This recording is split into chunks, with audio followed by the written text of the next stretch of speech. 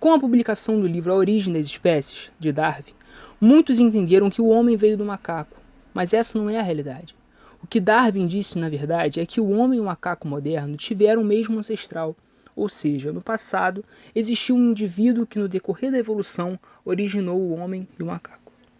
Com o avanço das pesquisas antropológicas, foram descobertos diversos fósseis no qual acreditava ser o elo perdido entre o homem e o macaco. Entretanto, foi determinado que os fósseis pertenciam a uma espécie de hominídeo que futuramente veio a ser chamado de Homo erectus. Com as pesquisas de fósseis, foi possível descobrir e catalogar diversas espécies que veio antes do homem moderno. Os gêneros mais populares entre eles é o Australopithecus e o Homo, que com a migração dos grupos existentes e a seleção natural, surgiu diferentes espécies com características diferentes que foram se alterando devido a diversos fatores até chegar no que temos hoje. O começo da evolução da espécie humana foi há pelo menos 6 milhões de anos em um cenário onde fortes mudanças climáticas aconteciam, decorrentes de uma era glacial que estava por vir. Na África, com o passar dos anos, o que antes era tomado por florestas, com o tempo foi se tornando savanas, e as espécies dos antigos hominídeos, que antes eram arborícolas e não precisavam se expor saindo das árvores, se viram em um beco sem saída.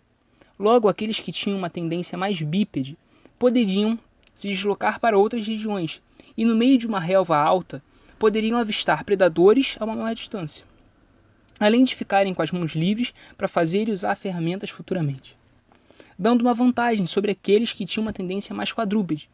Sendo assim, os que tinham maior facilidade em ser bípedes foram favorecidos pela seleção natural.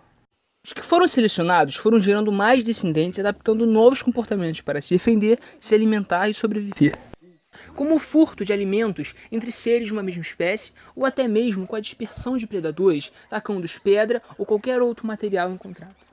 Esses descendentes com tendências mais bípedes, em algum momento puderam explorar mais as terras ao redor das árvores. Conseguiram se alimentar de carniça, pois ainda não caçavam e utilizavam alimentos encontrados como ferramentas, para auxiliar na raspagem de carne e quebra de ossos. Assim, ao realizar a ingestão de carne, que possui altas quantidades de ácidos graxos e proteínas, puderam dar início a um processo de desenvolvimento cerebral. Nessa época, o gênero que era encontrado no continente era os Australopithecus, que possui algumas espécies como destaque. Os Australopithecus africanos foi uma das primeiras espécies do gênero e viveram aproximadamente 3,3 milhões de anos até 2,1 milhões de anos. Apesar de serem onívoros, se alimentavam basicamente de frutas, plantas e sementes. Apresentaram um alto grau de dimorfismo sexual, com espécies do sexo masculino apresentando peso e estatura mais elevados em comparação aos indivíduos do sexo feminino. Passavam boa parte do tempo em árvores. Possuem estrutura pélvica e adaptações para as pernas e para os pés que os caracterizavam como bípedes. Outra espécie bastante conhecida, principalmente com a descoberta do fóssil mais completo dessa época, chamado de Lucy, são os Australopithecus afarenses, que viveram há aproximadamente 3,2 milhões de anos atrás. Possuíam um volume cerebral de 380 a 550 centímetros cúbicos, sendo maior que de um chimpanzé moderno. Seu crânio possuía uma face saliente, com músculos da mandíbula bem desenvolvidos. Tinha uma postura bípede, ereta ou semi-reta. A presença de pernas curtas e braços longos indicava que passavam pequenos períodos de tempo escalando árvores. Possuíam ossos curvos nas mãos e pés e pequenas diferenças nos quadris, comparando com hominídeos posteriores. Os Australopithecus sediba viveram há aproximadamente 1,95 a 1,78 milhões de anos atrás na África. Eram onívoros e são provavelmente os antecedentes diretos do gênero Homo. A espécie possuía longos braços, mãos curtas e pernas longas, que proporcionavam capacidade de caminhar e possivelmente correr como um ser humano. Embora o fêmur e tíbia encontrados estejam fragmentados e os pés possuam características consideravelmente primitivas. O volume cerebral da espécie estava entre 420 e 450 cm3. Sua estrutura corporal exibe características primitivas com habilidade arborícola. As laterais do cérebro são mais verticais e os ossos da bochecha são menores. Possuía uma pelvis avançada, o que reduziu o custo energético do caminhar e do correr. Com essa postura mais ereta, a locomoção bípede, o início do desenvolvimento cerebral e com a mandíbula mais semelhante à da espécie humana, surgem os primeiros hominídeos pertencentes ao gênero Homo, onde se torna presente a habilidade de confeccionar e utilizar ferramentas feitas de ossos, madeira e principalmente de pedra lascada.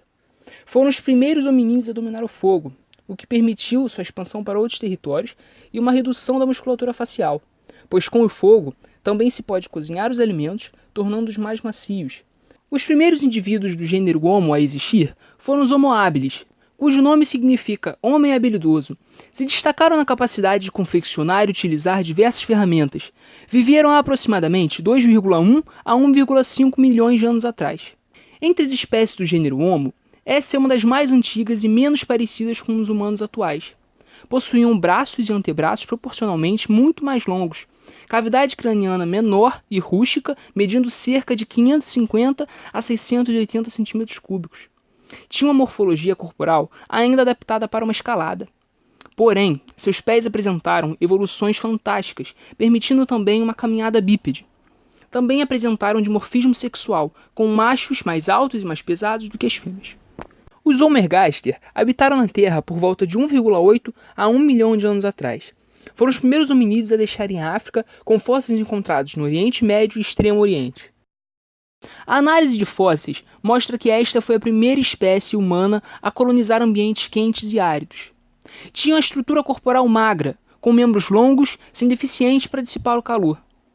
Eram bípedes e apresentavam um crânio mais curvo e uma mandíbula recuada, indicando que eram onívoros, cuja dieta incluía quantidades proporcionais de carnes e vegetais.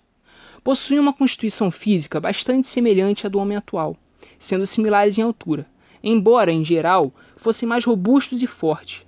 Foram os primeiros hominídeos a possuírem a capacidade de usar o fogo para fogueiras e confeccionar artefatos de pedra com características mais elaboradas. Acredita-se que o Homo ergaster tenha sido o primeiro hominídeo com capacidade para uma linguagem articulada, transmitindo essa característica evolutiva para os Homo erectus.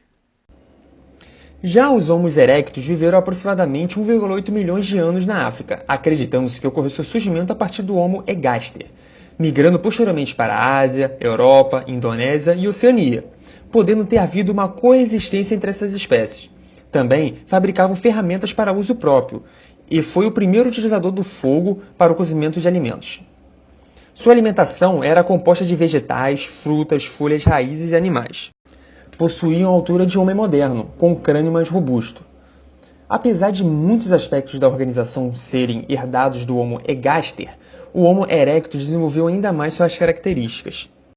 O dimorfismo sexual em indivíduos masculinos era de cerca de 25% maior do que a das mulheres. Acredita-se que viviam em uma sociedade de bando.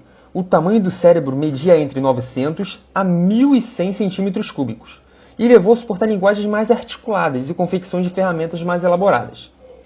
A sua organização baseava-se em pequenas comunidades, como alguns abrigos de pedras pequenas e simples, porém mais sofisticadas do que seus antepassados. Há evidências de organização familiar sendo a primeira espécie a caçar em grupo e a cuidar de seus companheiros com doença ou membros quebrados, destacando-se também que a partir deles, com a evolução, se vê um crescimento muito acelerado do cérebro, graças à disponibilidade de energia e consumo de proteínas.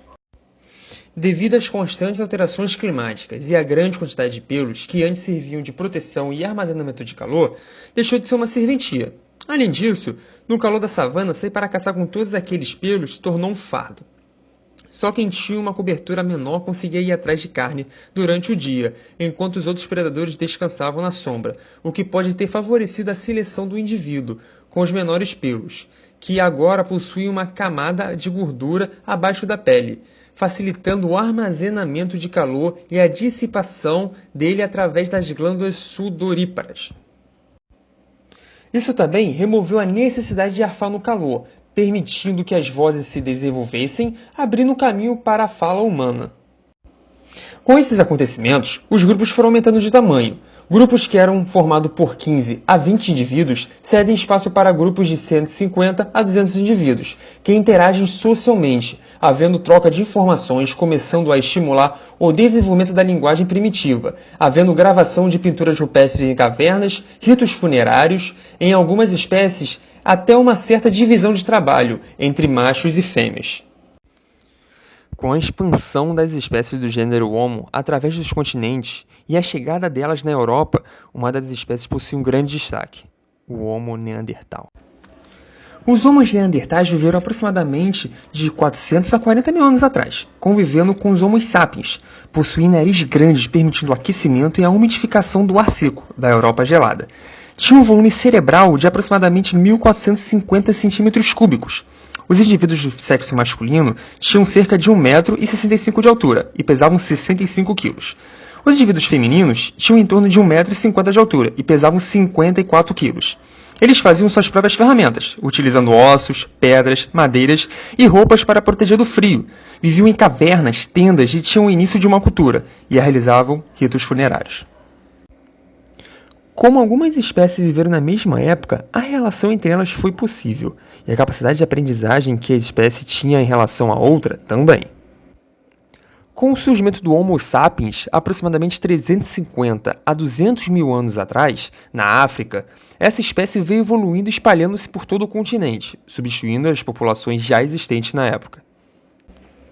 As principais evoluções presentes no Homo sapiens estão no crânio, com a capacidade média de aproximadamente 1.300 centímetros cúbicos. O crânio em si é muito mais alto do que as outras espécies de hominídeos, com laterais quase verticais e com a ausência de grandes arcas protuberantes acima dos cílios, como de seus antecessores.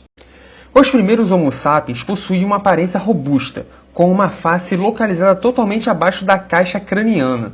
Os dentes e as mandíbulas eram menores do que a espécie anterior de hominídeos, e a mandíbula tinha uma nova proeminência, o queixo. Eles possuíam um corpo ereto, com habilidades e destreza nos membros superiores e inferiores. Com o esqueleto levemente construído em relação às espécies anteriores, não possuíam adaptações a ambientes frios, pois evoluíram em ambientes tropicais africanos antes de migrar para o resto do globo. As proporções do corpo alto e magro eram favoráveis para maximizar a área superficial, melhorando a dispersão de calor com a mesma massa corporal. Por apresentarem um cérebro altamente desenvolvido, eram capazes de desenvolver um sistema de linguagem mais complexo, raciocínio abstrato para pinturas rupestres, estatuetas, pingentes, estátuas, resolução de problemas como caça de animais pequenos, médio ou grande porte, bem como peixe e mariscos. Devido ao processo de migração, o Homo sapiens se encontrou com outras espécies do gênero Homo, como por exemplo o Homo neandertal, que vivia na região europeia.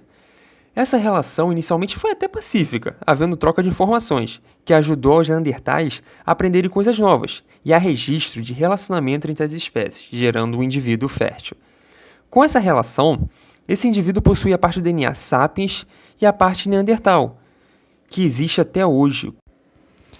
Mas com o tempo, essa relação foi se agravando, e consequentemente, foi a extinção dos neandertais.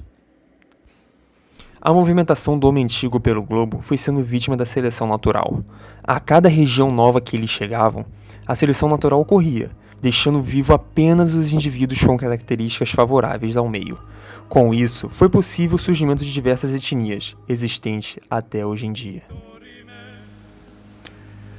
Com a seleção natural causada pela migração e conflitos das espécies, os Homo sapiens começaram a manipular o ambiente que eram confortáveis para viver, e então deixaram de ser nômades e passaram a viver fixamente nos locais. Com isso, passaram a criar grandes sociedades e implementar a agricultura. Após esse processo evolutivo, essa espécie passou a ser classificada como Homo sapiens sapiens, pois desenvolve a consciência de que já sabia. Essa nova classificação engloba todos os sapiens existentes há 200 mil anos atrás, até os dias de hoje. Foi essa subespécie que originou a evolução na capacidade de raciocínio e de fala, como os conhecemos no nosso dia a dia. Ou seja, foi a responsável pelo desenvolvimento da inteligência humana, garantindo a sobrevivência da espécie, desenvolvimento do convívio em grandes sociedades com tradições e culturas.